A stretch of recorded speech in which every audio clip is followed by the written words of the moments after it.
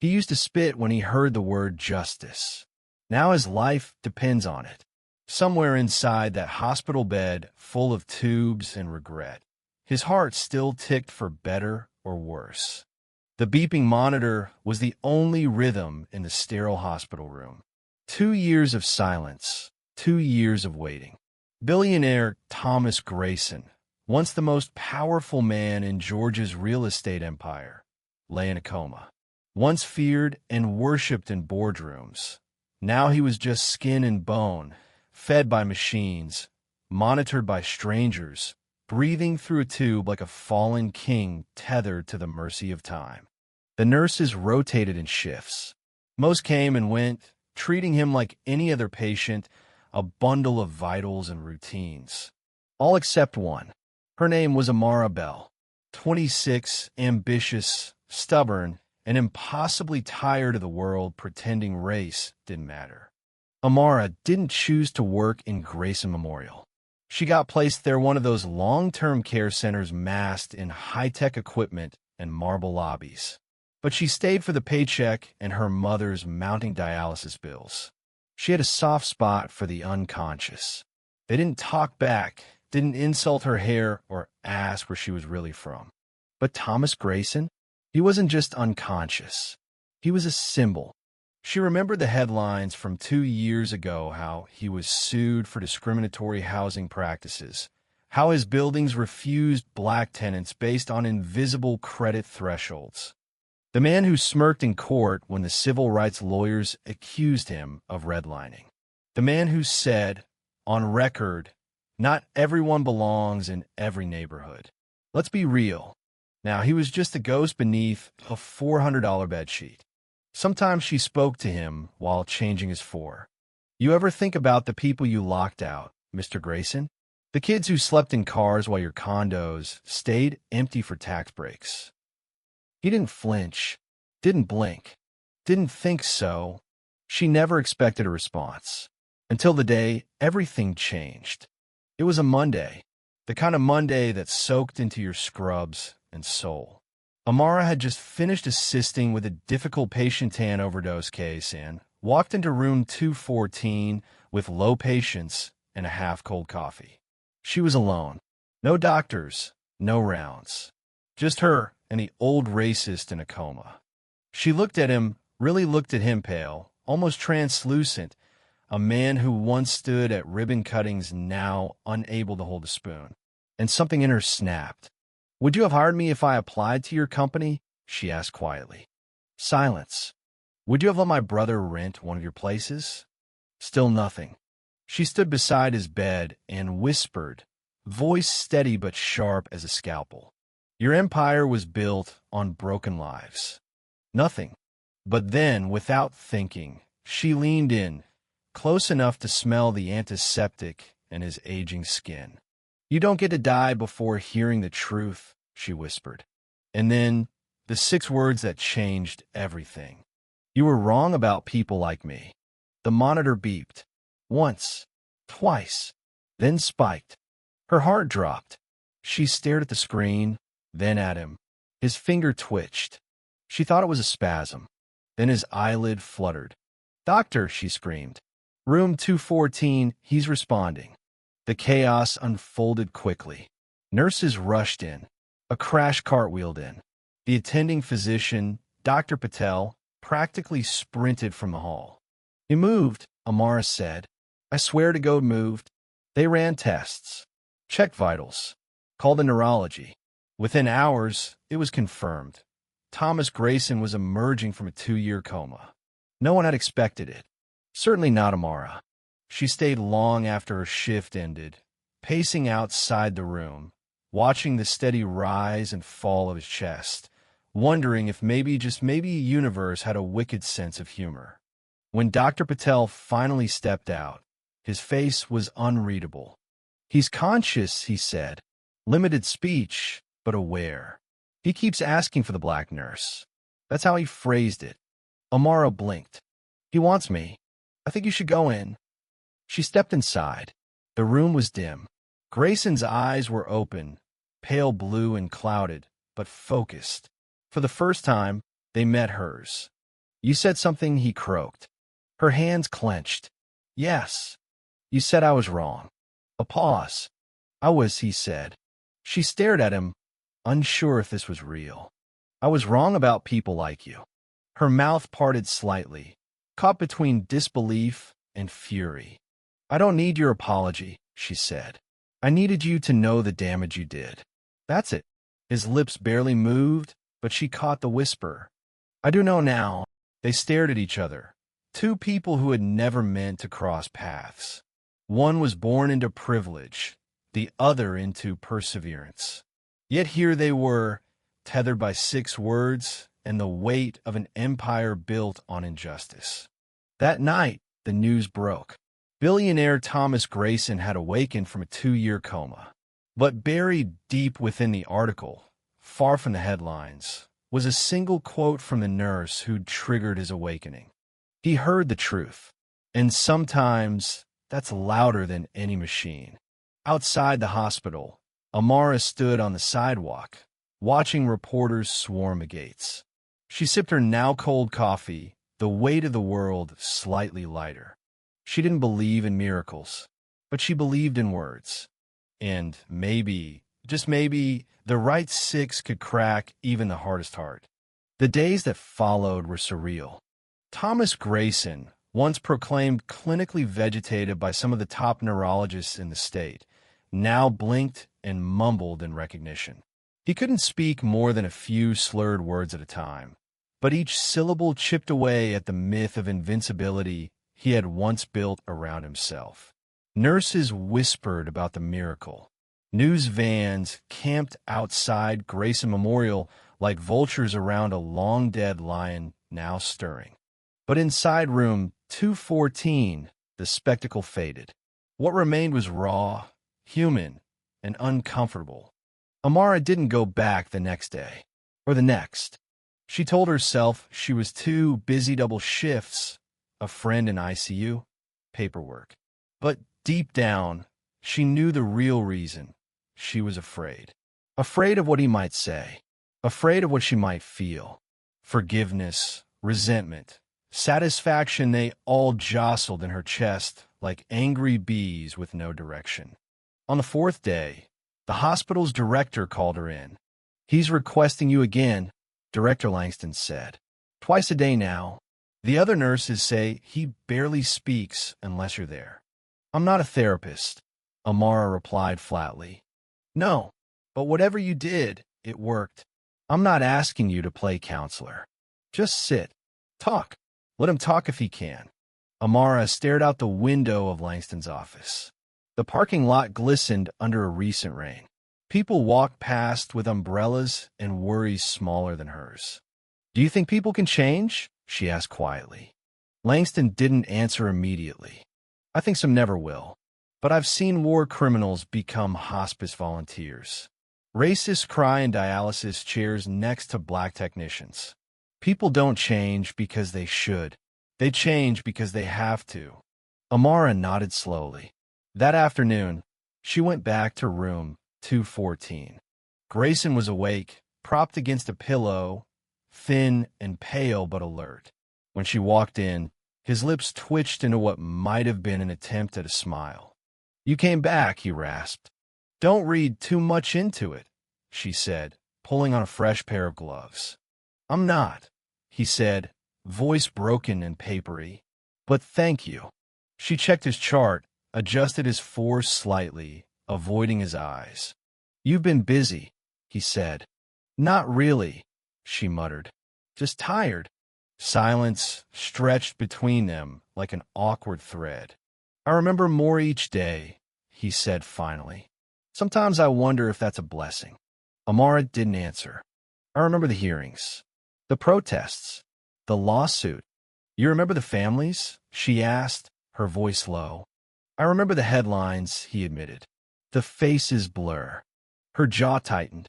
I remember saying things. Cruel things. I thought I was being honest. Business is business, I told myself. Numbers, zoning, investments. He closed his eyes, then opened them again, slower. But it was more than that. I thought I was better. You were better. Amara said flatly. Better protected, better connected, better shielded. That doesn't make you better. He nodded weakly. I had a friend, she said after a pause. We grew up in the same neighborhood. Her mother applied for one of your buildings. She was denied credit score off by 10 points, they said. She worked 2 jobs, never missed a rent. You know where they ended up? He looked at her. In a shelter. You called it a data-driven decision. He didn't argue. I'm sorry, he whispered. She turned to face him fully. What are you sorry for, Mr. Grayson? That it happened, or that you got caught? He took a slow, painful breath. I'm sorry I didn't see people. I saw threats to profit. I saw liabilities, but not families, not names. For a moment, the only sound was the hum of machines. I used to think, he said, that if people worked hard enough, they'd make it. That anyone complaining was just bitter. And now I know that system was tilted. I tilted it. She watched his face carefully, not for lies, but for cracks proof that the man in front of her had shed the skin of the one before. You built neighborhoods for the wealthy and fenced out the poor. I know. You paid off zoning boards. He nodded. You joked about welfare queens at galas. I was a coward. And now? I'm still a coward, he said slowly. But I want to understand. Before I die, I want to make sense of what I became. And maybe, just maybe, undo 1% of the harm. She scoffed. Undoing a legacy doesn't happen in a hospital bed. No, he said, but it can start there. Amara sighed. The part of her that wanted to scream, that wanted to spit on the floor and walk out, that part still throbbed beneath her skin. But there was another part now, a quieter, wearier one, a part that had watched too many patients die, full of secrets, unspoken truths, and heavy regrets. If you really want to start, she said, then tell me something no one else knows. Not your lawyer, not your assistant, something that matters. Grayson hesitated. His lips trembled. There's an account, he said slowly. Hidden. Offshore. It holds funds that were siphoned. Years of side deals. Kickbacks. If you gave it to the state, it could change lives. She narrowed her eyes. And why haven't you? I was waiting for someone I could trust, he rasped. And for the first time, I do. A long silence followed. If I take this, she said, if I report it, people will come for you. Your name, your reputation, what's left of it gone. I deserve worse, he said. And what do I get? He looked up at her, frail but fierce. You get to finish what I try to bury. That night, Amara sat on her balcony with her laptop open. The document in front of her listed the coordinates of accounts in the Cayman Islands, shadow corporations, passwords, shell holdings, all typed by a trembling billionaire with a feeding tube and a crumbling legacy. She hesitated, fingers over the keys. This wasn't just a tip. It was a detonator. Was she ready to push? Yes. The next morning, she forwarded the files anonymously to the Georgia Department of Housing and Urban Development. By noon, the investigation had begun. By evening, the headlines had changed. Whistleblower exposes Grayson's hidden fortune tied to housing fraud. New evidence surfaces against billionaire real estate tycoon. Anonymous nurse believed to trigger financial bombshell in Grayson case. Amara didn't speak to the press. She didn't tell her co-workers. But she did return to room 214. He was asleep when she entered. Peaceful. The lines in his face seemed softer. When he opened his eyes and saw her, he smiled, weak but real. They know, she said. I figured. You'll lose everything. Already lost more than money, he said. But maybe that's the cost of waking up. She sat beside him, unsure of why her chest felt tight. You know they'll crucify you, she said. Let them, he replied. Maybe it'll make room for something better. She leaned back and folded her arms. You're lucky I'm not the vengeful type. I am lucky, he whispered, in more ways than I'll ever deserve. And for the first time since he opened his eyes, Amara believed him. By the end of the week, federal agents had entered the Grayson Memorial Foundation offices in downtown Atlanta, their black jackets stamped with FBI, unmistakable even from a distance. The footage looped across every news station. Commentators argued on morning panels. Podcasts speculated wildly. The internet lit up with questions. How did Thomas Grayson hide that much money for so long? Who leaked the files? And why now, after 2 years in a coma? Amara said nothing. She still walked through the hospital with her badge clipped tight, nodding at familiar faces, helping patients into wheelchairs, changing bed sheets, taking vitals. But behind her eyes was a storm quiet, controlled but churning. She hadn't just lit a match. She had sparked a firestorm. Room 214 had become something of a legend. Some called it the place where a racist billionaire repented. Others called it a stunt, a redemption hoax, a PR spin born in desperation. But to Amara, it was something harder to define. It wasn't forgiveness. It wasn't justice. It was a wound slowly scabbing over, a place where two people collided with the weight of history on their backs and neither walked away the same. The following Monday, she entered his room after lunch. Grayson was sitting upright now, though still gaunt and pale. His voice had strengthened slightly, and the tremor in his fingers had lessened. "They froze my assets," he said without greeting. "You expected them to roll out a red carpet?" Amara replied, checking his blood pressure. He gave a dry cough that resembled a laugh. "No, but the lawyers are circling. I'm sure they are. The man who once told congresswomen to go back to law school now needs 6 of them just to stay afloat. Poetic, isn't it?" "No," she said. "It's math." He paused, then asked quietly, "Do you regret it? Sending those files?" She straightened up. "Not even for a second." "Good," he said. "I was afraid you'd hesitate. Or worse, pity me." "I don't pity you. Pity is for people who had no chance. You had every door open, and I closed most of them. For everyone else, yeah," she said, pulling off her gloves. But this time, someone kicked one back open. He studied her. "You're not just angry anymore." "I'm tired," she corrected. "Anger's hot, but fatigue is cold. It seeps in deeper." He nodded. "You remind me of someone." "Oh, my mother," he said. "She was a maid. Couldn't read past 3rd grade, but knew every kind of pain silence could hold." Amara blinked. "She was black." "Half," he said. "Passed for white when she could. Hid her curls. Never told me until I was 16. Swore me to secrecy. Told me it would ruin my future if anyone found out." She stared at him, stunned. "And did it?" she asked. "I buried it," he admitted.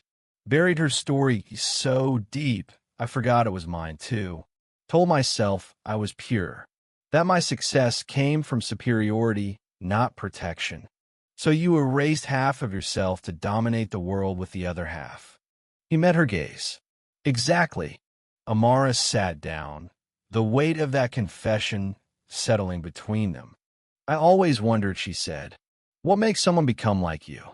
Now I know it's not just greed. It's fear." He nodded. "Fear makes monsters out of cowards." They sat in silence. Outside the window, the late summer wind blew golden leaves across the hospital garden. The world kept turning, but something in that room had stilled. A knock came at the door. It was Dr. Patel, clipboard in hand. "We need to talk," he said, glancing at Amara. "I could step out," she offered. "No," Grayson said. "Stay." Dr. Patel hesitated, then continued. "The test came back. You have cortical atrophy. It's progressing faster than we expected." Grayson inhaled deeply. "Dementia?" Dr. Patel nodded. "In early stages, but aggressive, likely accelerated by the coma."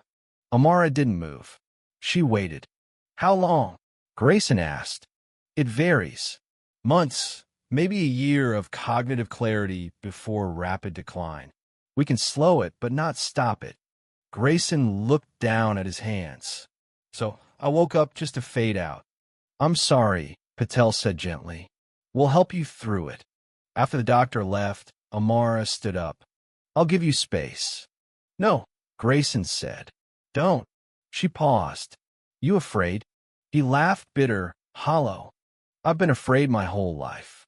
Afraid to lose power, money, image. Now I'm just afraid of forgetting. You mean losing the lies that kept you warm? I mean forgetting the truth that finally set me free. Amara swallowed. What are you going to do with the time you've got? She asked. He looked at her with something close to conviction.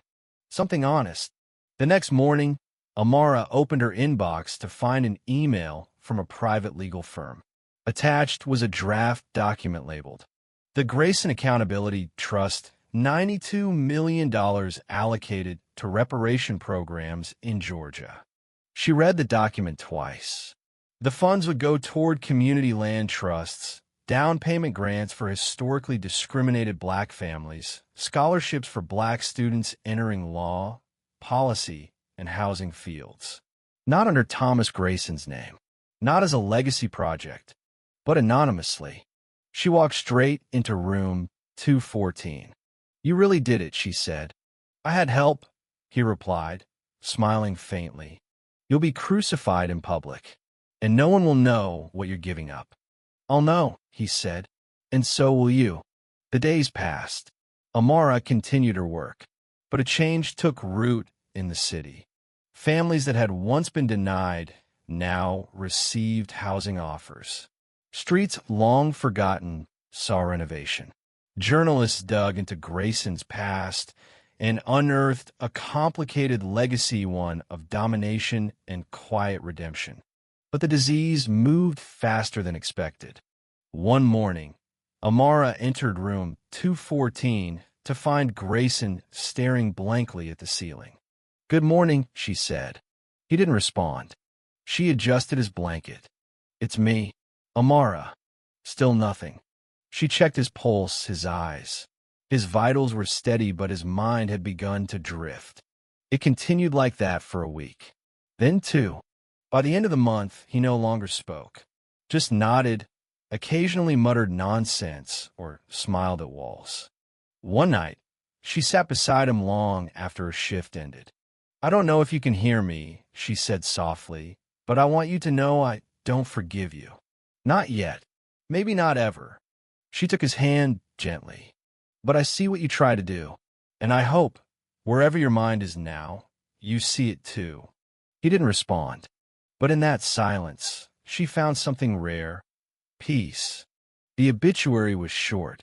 Thomas Caleb Grayson, 78, passed away peacefully at Grayson Memorial Hospital. He is survived by no immediate family. Private funeral services were held. In lieu of flowers, the family has requested donations be made to the Georgia Justice Housing Initiative.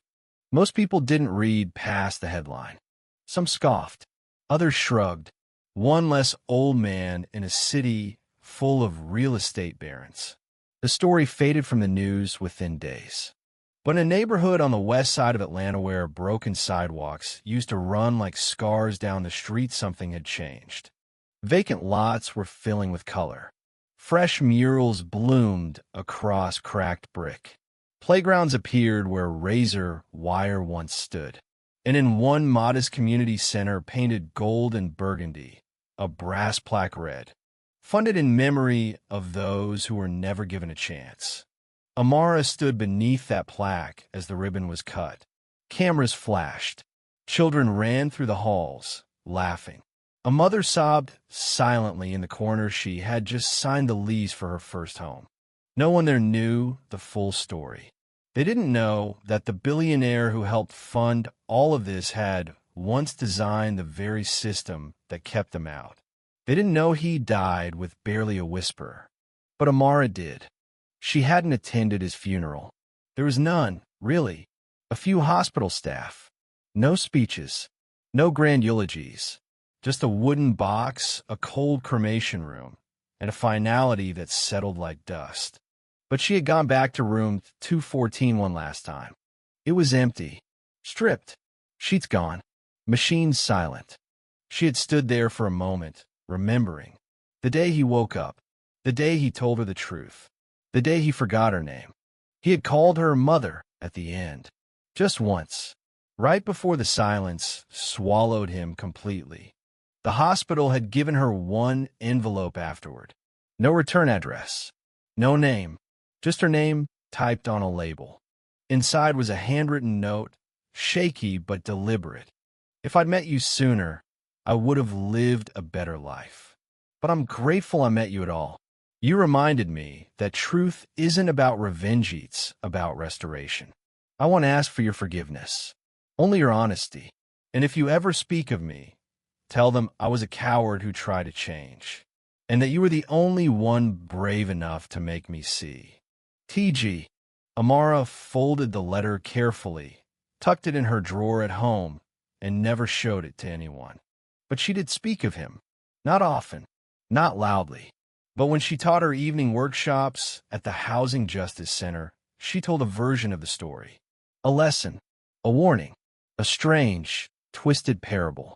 One day, a man who built castles out of broken dreams woke up and realized he had forgotten how to dream at all. So he gave away his last bricks, hoping someone else would build something better. And they did.